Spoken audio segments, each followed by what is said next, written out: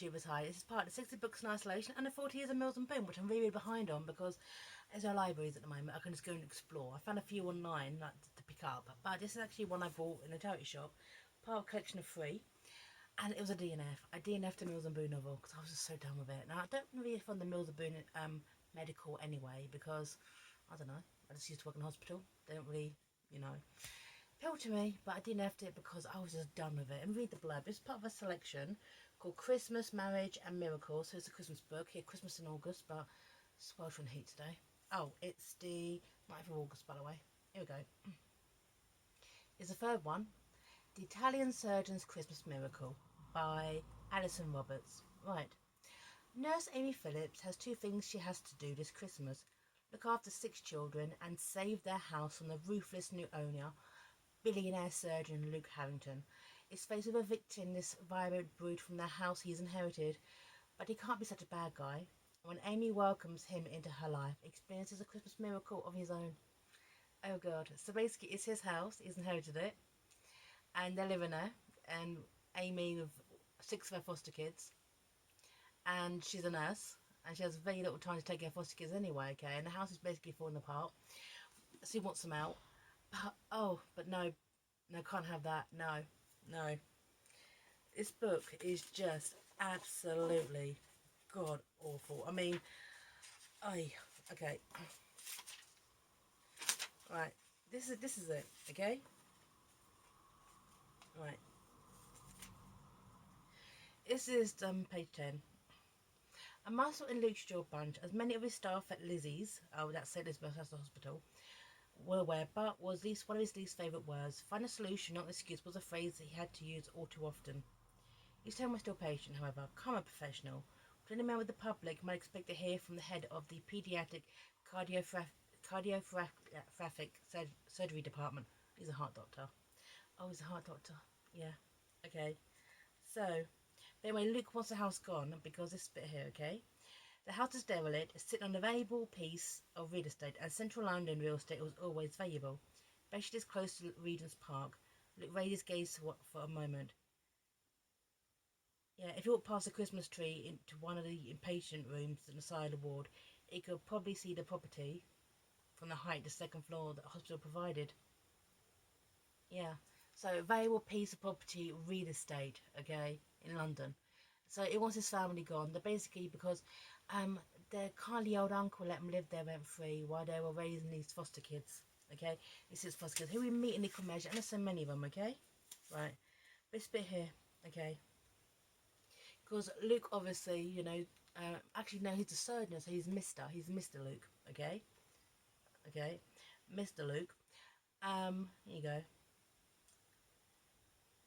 And because he had issues with, because that kindly old uncle was actually his estranged father, and well, what a girlfriend is, and actually get to the end, he was raised by his grandmother instead, okay, and Italian, emotional, the past to chaos and misery and broken lies.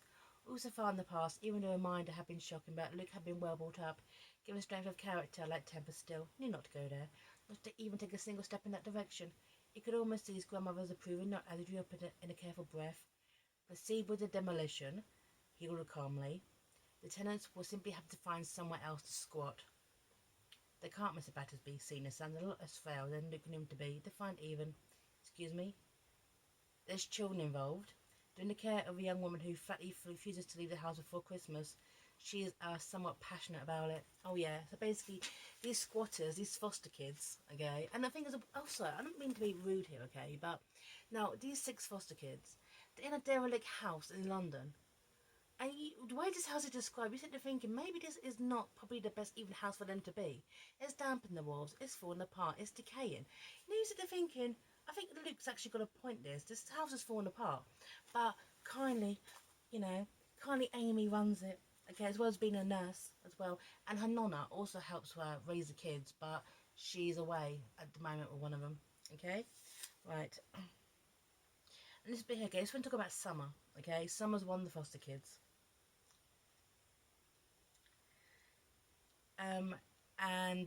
She's chatting to her mama about Summer. She's my little angel. How long has she been lent to us? This Christmas has to be the best. She's in my prayers every day, but He's on the heart of a transplant. That would be the best present ever. So the best Christmas present. Oh my god. So this nurse, I know that someone needs a heart, but at the same time you're thinking, essentially for Christmas, I would like someone to die. So someone gets a heart. I wish for misery at Christmas so I can be happy. I know that's cynical, but hey, I'm a cynical book review anyway, okay? But I was like, dear Santa, dear Jesus, okay? On the birth of your holy son, can you let a child die, please? So I can get the heart. It settles a nice person with these reviews, okay? Here you go. Right. Here we are. This is when, okay, Amy and Luke are chatting, okay, about the house, okay? Because it is actually Luke's house, and they are squatters. Luke caught the door before it closed. He put his foot into gappers and shorts. It wasn't going to let's say, leave until I sort this out. Imagine what people would think if this was the story that reached the hospital grapevine, that a paediatric surgeon had arrived in person to try to turn children out to live in a cardboard boxes under a bridge somewhere. They freeze to death in the coldest December anyone could ever remember. Too cold even to snow, which was disappointing everyone who was hoping for a white Christmas this year. Yeah.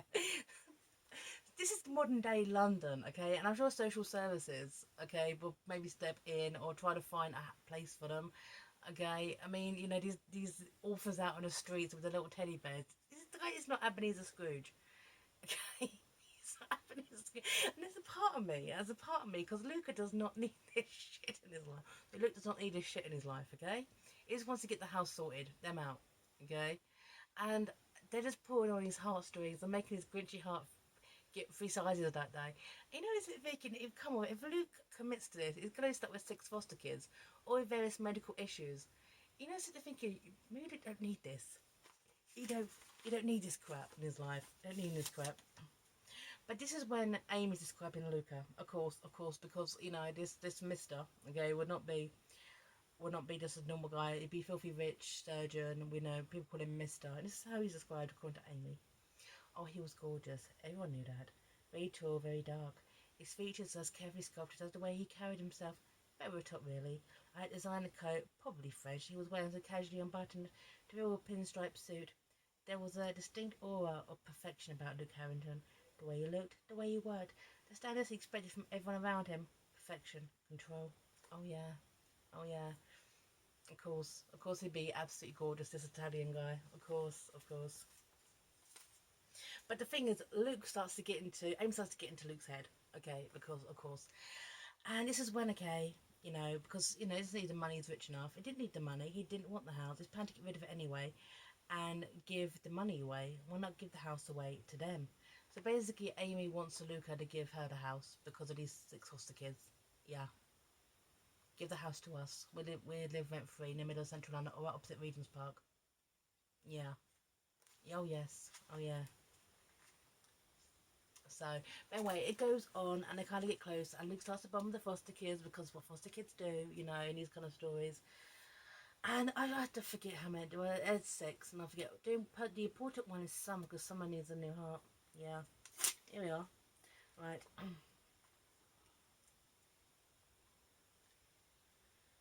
Right. Amy did know. She knew that Summer was so used to being in hospital she couldn't even feel frightened. But what if something happened? Nothing's going to happen, Luke said, not in the next few hours. How could he read her mind like that? Oh, I want to say wavelength. They're on the same wavelength, okay? And this is when, okay, Luke's telling, okay, about in Scotland, Glasgow's Eastern Infirmary. Luke has been a camp for 3 weeks, and her parents are ready to consider organ donation. The latest EEG shows some activity, however. She doesn't meet the criteria for being a donor. But the activity has declined markedly since the last test. Okay, now I like the bit, okay, you know, Amy remembers a bit of humanity. Oh, this poor family, what a terrible ordeal for them. There you go. So, and she sounds like an ideal match. Same blood group, good size of heart. She's only a couple of years older than some. We have to keep our fingers crossed that things come together. She could die from renal failure before her brain gives up. Or they might find her heart not suitable when it's harvested. You know, the kind of thing that can get in the way. But, oh yeah, but look, someone's going to get her heart. Okay, I'm skipping to the end. They're going to get together. They're going to live in the house. They'll probably rebuild it to standard. It's going to come up with 6 kids. And I DNF'd it because I was just done. I was just done. I started thinking, you know, they're living rent free in the middle of central London. I was just hoping, okay, just to the go. I'm thinking, it's got Ebenezer Scrooge on these guys. Okay, not your problem, Luke. Not your problem. Okay, but it could just heart starts growing 3 sizes. Being around Amy, who's so saintly, taking care of 6 foster kids, being a nurse. And Nana's away in Italy at the moment, okay, because she's taking time away, because she needs it basically. And yeah, I DNF'd to Mills Boon because it was so goddamn terrible. So the Italian soda's Christmas miracle. So I'm way too cynical for this. I'm way too cynical. And the moment, okay, that Amy said we must pray for a heart for summer, I'm like, my God, who? What, you, the angel of death? I'm such a cynical bitch. So I DNF'd this one. It was absolutely god awful. And sign off, everyone. Take care. And bye now.